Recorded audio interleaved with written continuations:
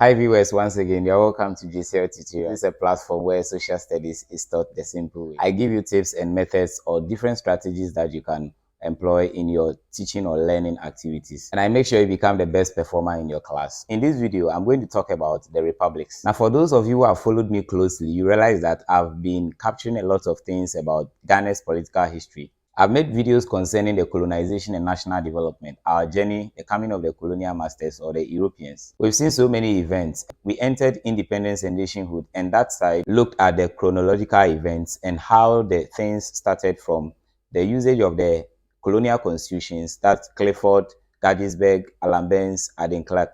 And from there, we saw the emergence of certain political parties in the Gold Coast, where we had the UGCC in 1947. And we had the CPP in 1949. Now, because those videos are still there, you can check them up and follow the history. We don't jump into history, otherwise you miss the events. But I would like to quickly fast forward and get into the republics. So a journey started from somewhere, and we got to a point where we had to become a republican state. So from the point when we became a republican state, we had our own president. That's in the case where the queen no longer becomes the head of state, but rather is given to somebody who we already know. And that was Osajifo Dr. Kwame Nkrumah. So I did state that in 1957, even though we gained independence, we were not fully in charge of our own affairs. That's our sovereignty. So between 1957 and 1960, the Queen was still our head of state, and Dr. Kwame Nkrumah was just a leader of government business. So in that sense, we could just describe him as the prime minister. But that was the prime minister before we became a republican state.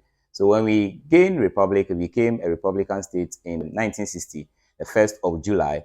From that point, we now obtained the status where the supreme power is held by our own people, our own leaders. And these leaders came out with constitutions. And these were constitutions that actually created people that we will choose as representatives. And they will lead or be in the helm of affairs and run the administration or the affairs of the state. So that is what becoming a republican is all about. Now, we are in the Fourth Republic, and I've actually talked about the 1992 Constitution, how it was drawn, the steps involved, and then how we got there. But in one of my videos too, I also spoke about the military regimes. So I'm actually coming back to now talk about the civilian regime. So the civilian regimes had the republics.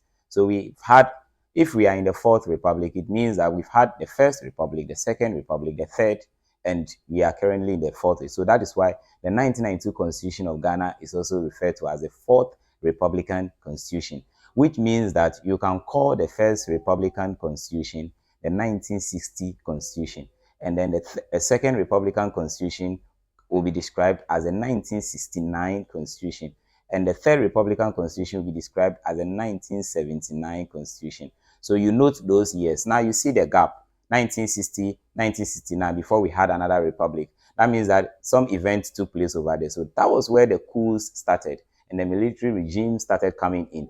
So when you now watch that video, you are able to fix it within the events, and then you get a good narrative of our history and see how we transition from civilian, military, military, civilian, civilian, military. And we got to this point now where we've actually not had any military intervention in our democracy. Now, the 1992 Constitution had a lot of things over there.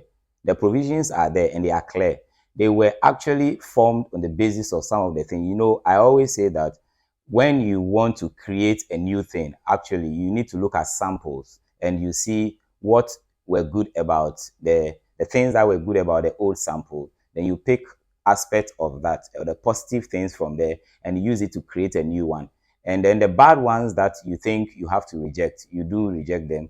And what you have to do is that the ones that you can modify, you modify it, so you come out with the best. So there had been a lot of improvement talking about our Republican Constitution. So the first Republican Constitution, the 1960, the second Republican Constitution, 1969, have served as the basis. I call them the foundation, because most of the things they introduced, or the offices, the commissions, the agencies they created, we still have them in our 1992 Constitution. Okay, so the 1960 Constitution, the first Republican, is what I'm going to focus on, and I'll talk about it, their features, the features of that particular Constitution in this video. So I would like you to follow me closely as I mention the features one by one And as a student, if you meet a question like this, government students have had questions in their WASI where they've asked them to describe some of these Republican constitutions, especially the 1960 constitution.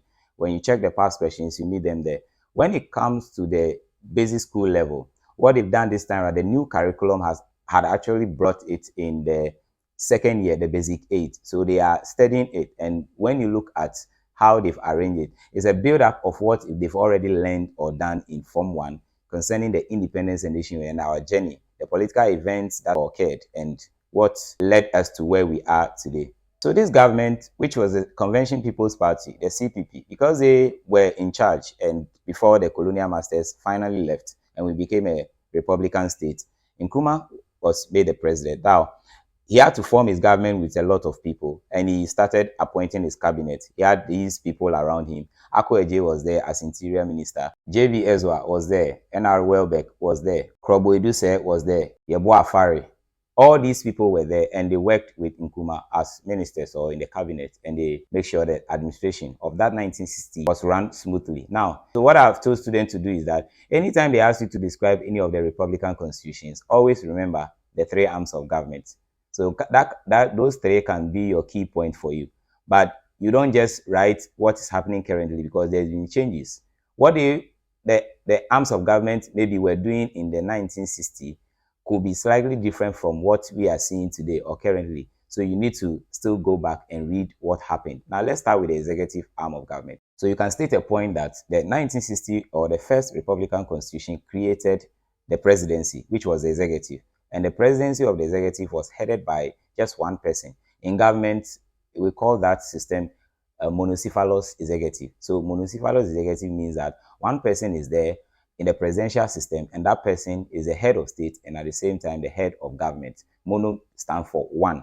And the opposite is bicephalous. Bicephalous, where you can have a monarch and a prime minister. So the monarch becomes the head of state and the prime minister becomes the head of government. So that is that. But in this system that we are talking about, the 1960 constitution actually had just one person. That was Nkrumah himself as a leader, and he was the head of state and head of government. Now, something unique was here, and let's take note.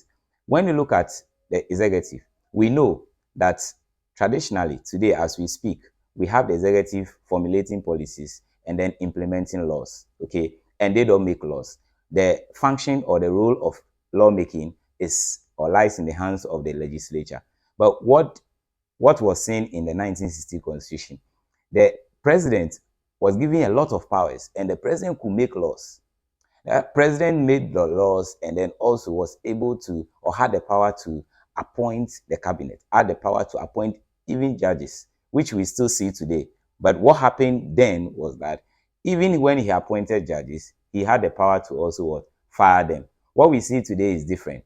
The reason why I keep comparing is that you should know that you can't just write that the executive arm of government did this, did that, and be talking about what the changes we've seen today. So you actually have to look at what happened in the past. So how did the executive operate? As it was led by the president was given the power to appoint the judges, and he could also fire the judges also. And he could do this without considering the views of the people around him or other arms of government or institutions. He had that power to do that. It was like a veto power. It was almost like a veto power. And that was a final decision. So he takes the decision and it stands. Now, in that executive, currently, we have a president and a vice president. But what we saw under the 1960 constitution, there wasn't any office created for the vice president. So you see it now, one person just there. But he created a presidential commission where he was supported by 3 people or appointees and was assisted by them. Now, these people could act as president in the absence of the president himself. The absence could be due to maybe illness or when he is declared not fit to run the state. And also, we've lost the president as a country or he had died. So that in that case, the 3 people as part of the president will now act as president, but not vice president. So always take note of that. The 1960 constitution did not create office for a vice president. So those who have wondered who was Nkrumah's vice, that's the answer for you. Let's go to the legislative assembly. Now, what we also call the National Assembly. Nigerians still maintain the name the National Assembly. So today we call it Parliament. It's the same thing. What did they do, or what was the nature of the Legislative Assembly under the 1960 Constitution? So this was the nature. So it had the power to debate on national issues as usual. It created or had 104 seats. 104 seats. Unlike 1951, the first general election was held and there were 38 seats where CPP won 34, UGCC won 3, and then there was an independent candidate who won 1. So, time has passed and we are now in 1960. So in 1960, there were 104 seats. So the seats were constituencies represented by a member of parliament each. And as we see today, it had a speaker. The speaker was elected by the people who form part of the National Assembly or the Legislative Assembly. That's talking about parliament.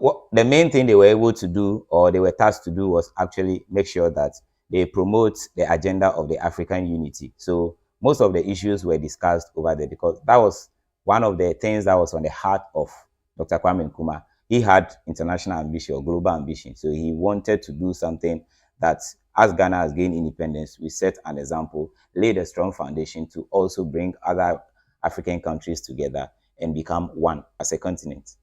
Then number 3, another key feature, there was a judicial review. Okay, so the president could make laws and change the laws or unmake the laws. But there was a judicial review that the judiciary or the courts, especially the Supreme Court, had the power to declare actions of the executive and the legislature as null and void or unconstitutional. That means that if they take certain decisions that are not in line and that are inimical to the administration or the welfare of the nation and detrimental to our well-being, it is going to affect everybody. So it means that the judiciary had the power to actually review. So judicial review. So they review, they take a second look at their actions and they declare them as what? Null and void and unconstitutional. Then the 1960 Constitution also created a Public Service Commission. I'm sure some of you have wondered how people become public sector workers, civil service, public service, all these people. So they were in charge of recruitment. So the PSC actually did recruitment. They had to recruit, they had to promote workers, so who work in the public sector. They were state companies in those days. So how people get the jobs or become workers over there. That was why they established the PSC, the Public Service Commission. They had the power to discipline the public service or the workers or the servants in the country. So now let's talk about the other arm of government. That's the judiciary. So we have judicial review. That should be 1 point for you. And the judiciary should also be another point for you, where you now describe the nature of the judiciary. So what was it? It has to do with the what? The courts. So the breakdown of the courts. So we had the Supreme Court and the High Court was also there, and the other lower courts, such as the Magistrate or Circuit Court. So that was the nature of the judiciary. And the 1960 Constitution had that. Now, there was one interesting thing. Another point too had to do with the election of the president. So how the president was elected. So under that Constitution, the president was to be elected indirectly by the members of parliament. By the members of parliament. So it wasn't like they are going to hold a general election and all the qualified voters who have ID card, you just go to the polling center and then you go and vote. You cast it. So the MPs were deemed to be representatives of the people. So they are there to take the decision. So they decide over there in parliament, and then the president will be chosen. Nkrumah was overthrown in 1966. And I did mention that there were 3 people who formed part of the presidential commission. So you can write that one too as another point or feature or characteristics of the 1960 Constitution. So the Presidential Commission was made up of 3 members. These 3 members were to advise the president, were to support him in the administration of the state. And these people could act as president when the president is deemed not to be fit for office, or the president dies, or is ill, or he himself resigns. Another unique feature too about the 1960 Constitution, people were happy about that because the chiefs were empowered. When the colonial masters came, the colonial masters actually took a lot of powers from the chiefs. Chiefs couldn't make laws. They were allowed to make maybe customary laws, but most of the cases in the traditional areas or even in the colonies were taken to the British courts that were established. When Nkrumah came as president, created a House of Chiefs, and the House of Chiefs were to advise the president. Today, we still have the House of Chiefs. When you go to regions, there is a regional House of Chiefs, all the 16 regions. And I think this sets the foundation for that. So we still have aspect of the chiefs having their respect and their recognition. Then there was something interesting, another feature that people actually criticized, and they saw Nkrumah as somebody who was trying to entrench himself into office. People questioned the recognition of special powers, the special powers that were given to the president. In these special powers, the president could rule for as long as he wished. And people did not actually like this. And another feature was the African unity. So that was made special. They were to focus on the aims, the goals of the African unity. So the parliament under the 1960 constitution had to make sure that most of the decisions they take are geared towards the agenda of African unity, or making Africa a united continent. And finally, I'll talk about the feature that has to do with the cabinet. The cabinet. So under this constitution, the president was part of the cabinet, and the cabinet had a membership of not less than 8. So a lot of portfolios were created: education, transport, interior, and so on and so forth. All these were there. So he would make the appointment, and he will also be part of the cabinet because he is the head of the cabinet. So that's also one feature. Their main work or function, as we still have today, was to formulate and implement policies. So these were the major features of the 1960 or the first Republican Constitution. I'm sure you have questions. You can put them in the comment section. I'll come your way again. What I'll do is that we'll pick the 1969 Constitution and see what actually happened and the changes and how the nature of that government was, the changes that occurred, the leaders that operated there, and we'll also look at the features of that Constitution. Thank you for watching JCL Tutorials. I believe you have learned a lot, and this has been broken down or summarized in a very simplified way for you. Keep watching this channel and subscribe if you have not done that. Share this video. Thank you. See you again.